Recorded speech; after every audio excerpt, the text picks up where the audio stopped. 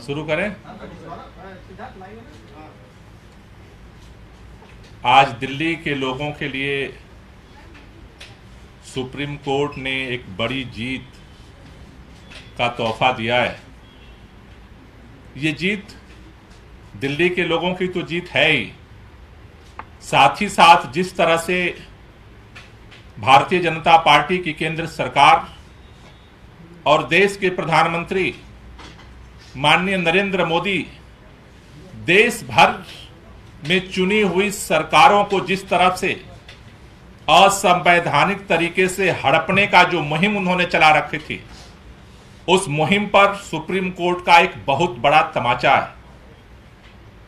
दिल्ली के अंदर जिस तरह से सुप्रीम कोर्ट का फैसला पहले आया, सुप्रीम कोर्ट के फैसले की अनदेखी करते हुए, धज्जियां उड़ाते हुए देश के प्रधानमंत्री माननीय नरेंद्र मोदी ने लेफ्टिनेंट गवर्नर के माध्यम से, होम मिनिस्ट्री के माध्यम से दिल्ली की चुनी हुई सरकार को संवैधानिक जो अधिकार मिले हुए थे, उसको असंवैधानिक तरीके से गुंडाई करके हड़प लिया और पूरे दिल्ली के अंदर दिल्ली के लोगों को, अधिकारियों को डरा करके, धमका करके सारे काम को पैरालाइज करने का, ठप करने का अभियान चलाया।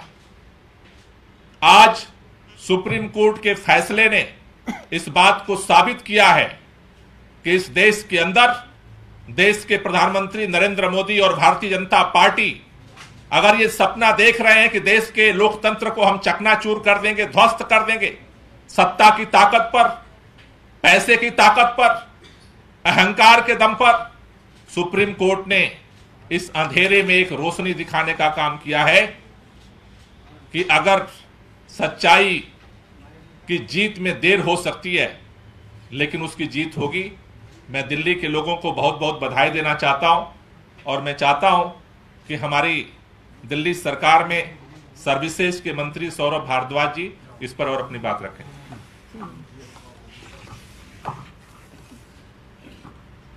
मुझे ऐसा लगता है कि आज करीब 9 साल लंबी दिल्ली के लोगों की लड़ाई, जो सन 2014 से दिल्ली के मुख्यमंत्री अरविंद केजरीवाल लड़ रहे थे, आज दिल्ली की जनता की वो लड़ाई दिल्ली की जनता जीत गई है। और मुझे लगता है कि आज अगर इस पूरी लड़ाई के अंदर एक बात स्थापित हुई है तो वो ये बात है कि देश के अंदर एक इंस्टीट्यूशन ऐसा है, जब जब देश के ऊपर विपत्ति आएगी, जब जब देश के अंदर कॉन्स्टिट्यूशन को ताक के रखा जाएगा, ये इंस्टीट्यूशन खड़ा होके देश के अंदर व्यवस्था को ठीक करेगा। और वो इंस्टीट्यूशन है देश की न्यायपालिका, और देश की सबसे बड़ी न्यायपालिका माननीय उच्चतम न्यायालय, सुप्रीम कोर्ट। आज सुप्रीम कोर्ट ने जो ऐतिहासिक फैसला दिया है, मुझे लगता है आज के माहौल में सदियों तक सुप्रीम कोर्ट के इस फैसले को याद रखा जाएगा। हम जब छोटे थे तो फिल्मों में देखते थे अमिताभ बच्चन पुलिस इंस्पेक्टर बनते थे, तो छोटे छोटे बच्चे हम सोचते थे नहीं बड़े होकर पुलिस इंस्पेक्टर बनना है, क्योंकि फिल्म में देखा हमने अमिताभ बच्चन फिल्म इंस्पेक्टर थे। बड़े हुए देखा किसी फिल्म में एक दूसरे अभिनेता डॉक्टर थे, तो लगा नहीं बड़े होकर डॉक्टर बनना है। और सब बच्चे छोटे छोटे जो उन फिल्मों को देखते थे कहते थे डॉक्टर बनना है। एक फिल्म में अभिनेता वकील बने, बच्चों को लगा नहीं नहीं काम तो वकील का होना चाहिए, इससे देश को बदला जा सकता है।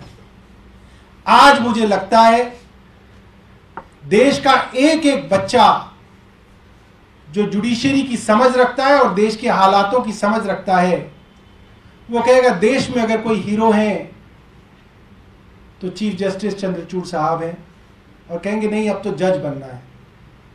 मुझे लगता है वो दिन दूर नहीं जब फिल्मों में जज की भूमिका के अंदर नायक नजर आएंगे। आज देश को एक बहुत बड़े नायक के रूप में चीफ जस्टिस चंद्रचूड़ जी मिले हैं और मैं दिल्ली की जनता की तरफ से उनका बहुत बहुत धन्यवाद करूंगा। बेंच के अंदर जो 5 न्यायाधीश हैं, उन 5 न्यायाधीशों का हम लोग दिल्ली की जनता की तरफ से धन्यवाद करेंगे। मुझे लगता है आज दिल्ली की जनता सुप्रीम कोर्ट के आगे नतमस्तक है और ये जो हक दिल्ली की जनता का केंद्र ने छीना था, वो हक आज वापस मिला है। और ये कहना गलत नहीं होगा कि केंद्र की मोदी सरकार को ये एक जबरदस्त तमाचा है और उनको दिल्ली की जनता का हक चोरी करने के लिए, झूठ फरेब से लूटने के लिए आज एक बहुत करारी सजा मिली है और मैं दोबारा से सुप्रीम कोर्ट का धन्यवाद करूंगा। पकड़ लेते हैं सर।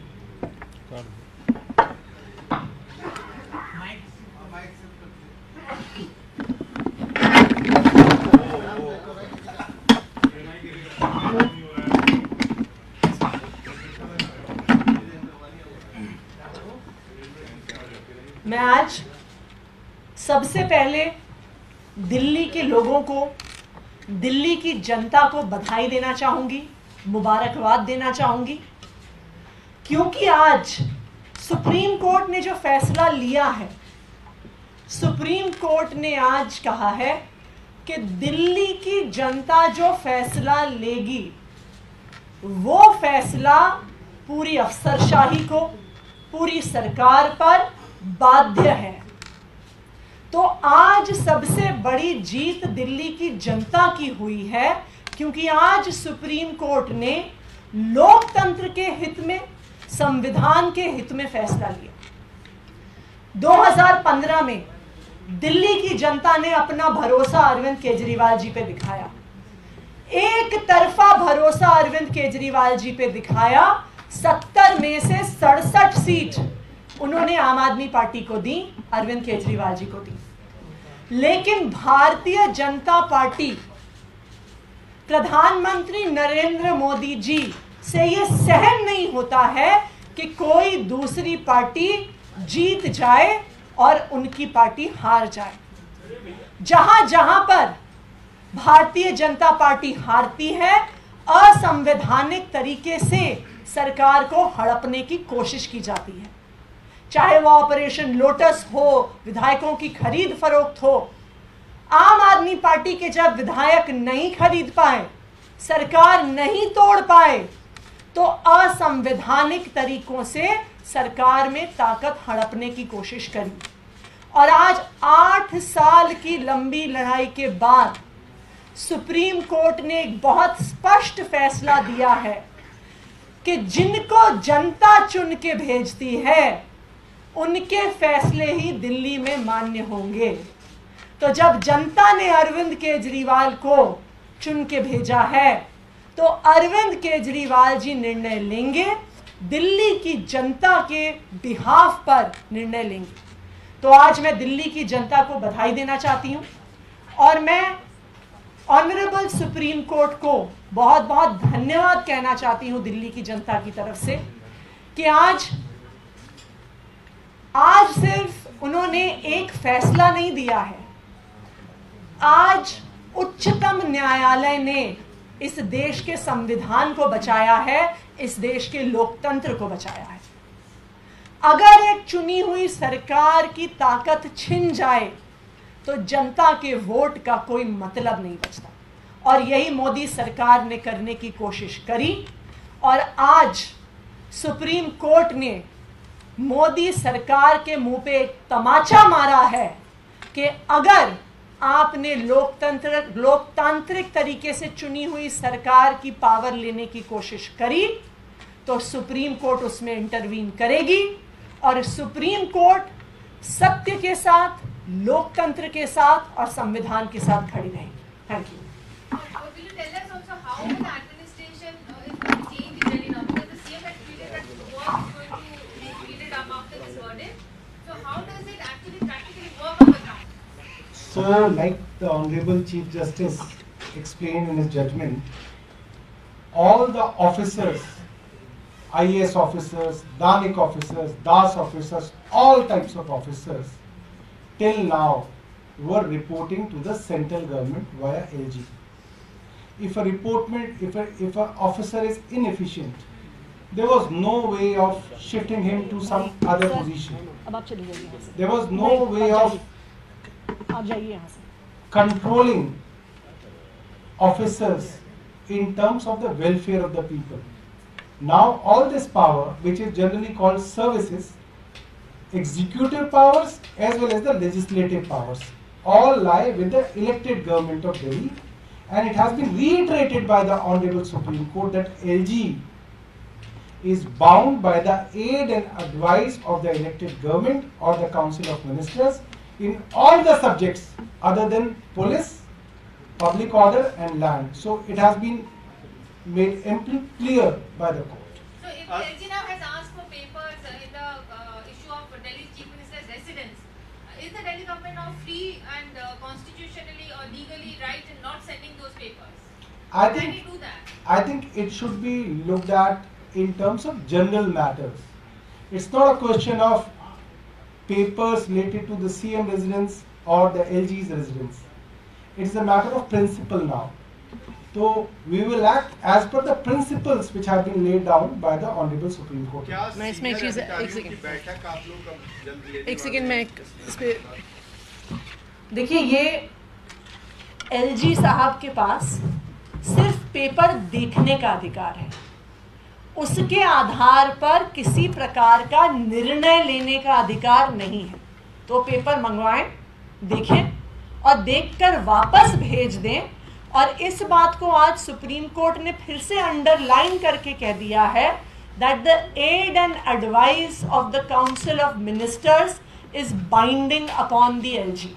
तो ये बिल्कुल स्पष्ट कर देता है कि लैंड, लॉ एंड ऑर्डर और पुलिस को छोड़कर हर मैटर पर दिल्ली की चुनी हुई सरकार के निर्णय माननीय लेफ्टिनेंट गवर्नर साहब पर मानने की बाध्यता है। ओके। मीटिंग क्या आज बुलाई जा रही है आजकल में? अभी मंत्रियों की बैठक मुख्यमंत्री जी ने 2 बजे बुलाई है सचिवालय में, और उस बैठक में डिस्कस करके आगे की रणनीति जो है हम लोग तय करेंगे। Okay, thank you. कुलदीप भाई, आ जाओ। एबीपी वालों की होगी पिटाई, कहाँ है एबीपी वाले?